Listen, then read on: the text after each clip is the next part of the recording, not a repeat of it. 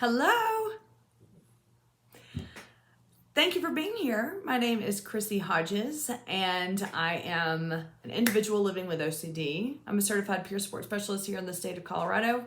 I do consultations worldwide, not only to support individuals with OCD, but also to help provide referrals. I'm the author of Pure OCD. Boom, there it is. And I am the co-founder of OCD Peers. We run groups for OCD support. Go to ocdpeers.com. If you're looking for therapy here in the States, or if you're looking in the UK and Australia and Canada, check out treatmyocd.com. They're not only an app, no CD, but they do telehealth therapy.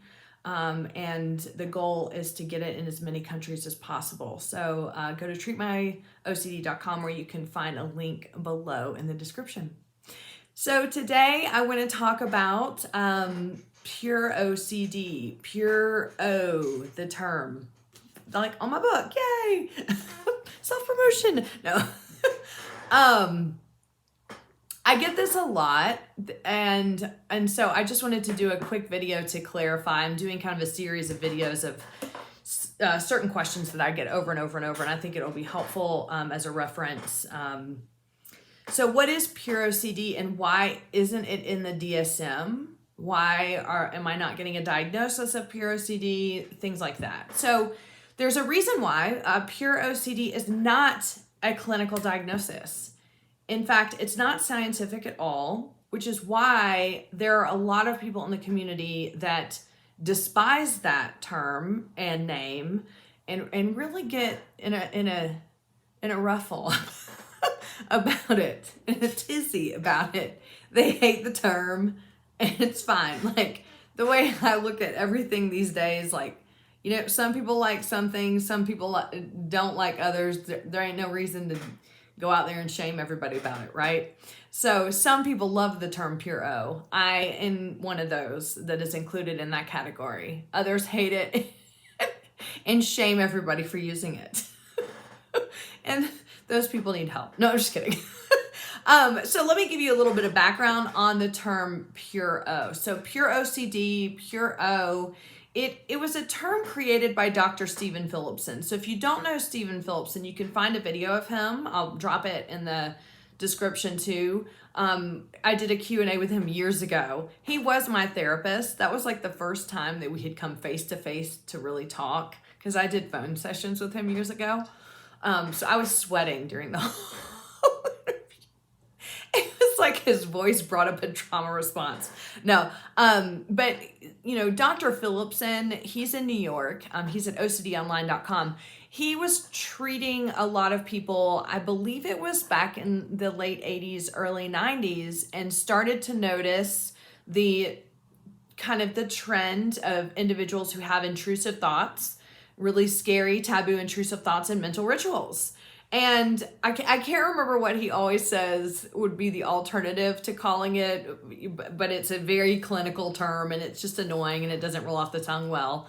And what he found was that the community of people who had OCD manifesting this way really felt left out. They felt kind of unsupported when we looked at mainstream OCD, which is physical rituals. It's always portrayed in the media as contamination, organization, or I'm so OCD about this. And he was seeing a huge degree of people who were having OCD manifest in this way, which is probably why you're here. Most people that are here on the channel have the intrusive thoughts and mental rituals. And so he wanted to create a community name. So not, in the way that I look at it is this. I can't speak for Dr. Phillipson. Maybe I'll get him on sometime and he can talk a little more about it. But for me, it's this.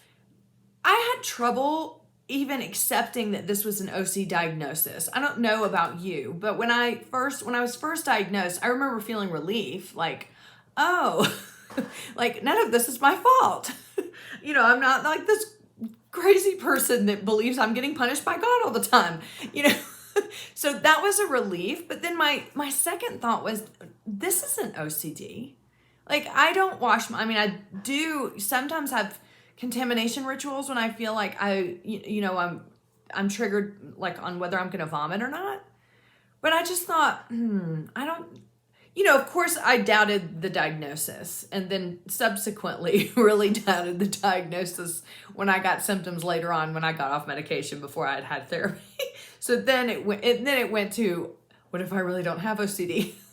So this name, and I didn't find out that there was a community name called Pure OCD until a full year later, after I was diagnosed and I had gone off my medication thinking I can outthink this, and that did not work. And that's when I found Stephen Phillipson's website.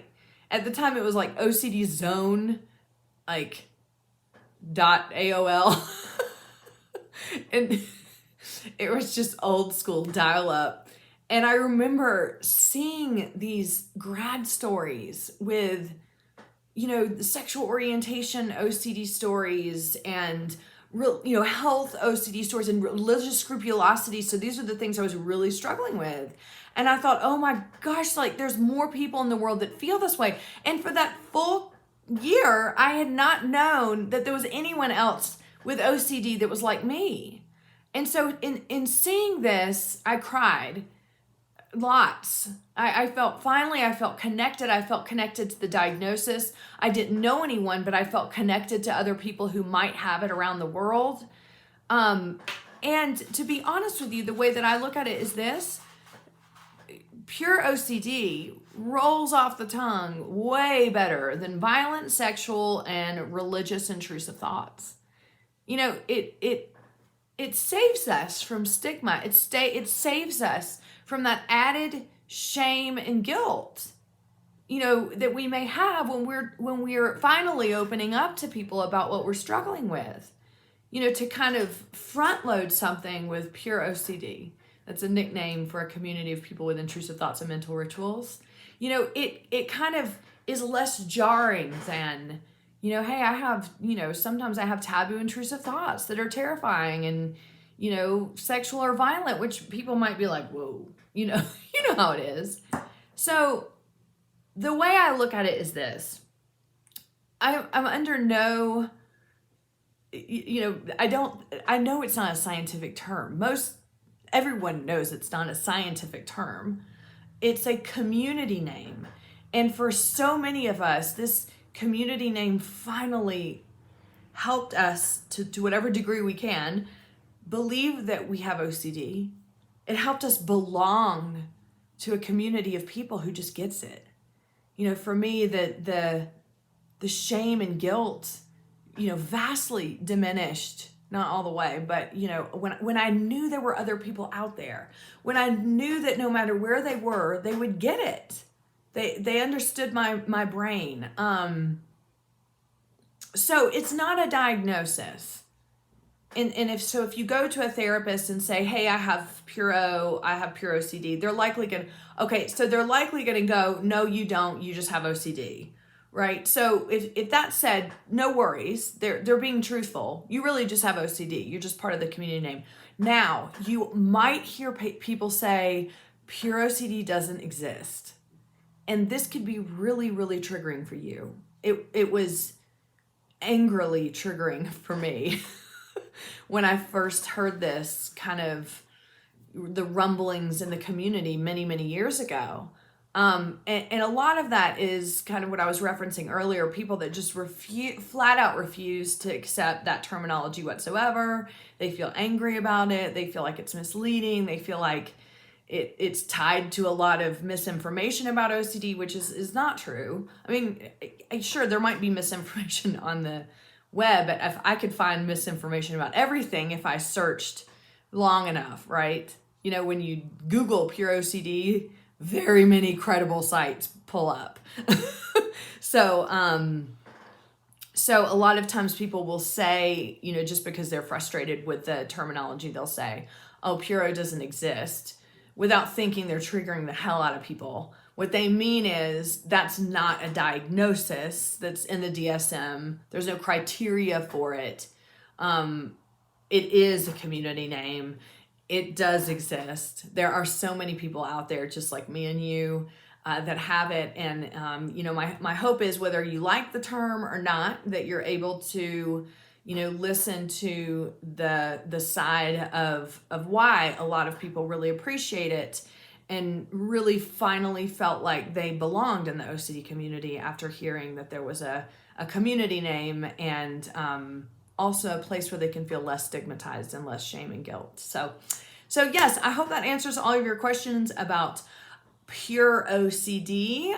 If you want more information about the terminology itself, check out Dr. Phillipson at OCDonline.com. He even might have more information about how he came up with the terminology. But either way, whether you call it Pure OCD, whether you call it OCD, whatever you call it, I don't really care. I'm just glad you're here. And I hope that by being on this channel, that you feel less alone.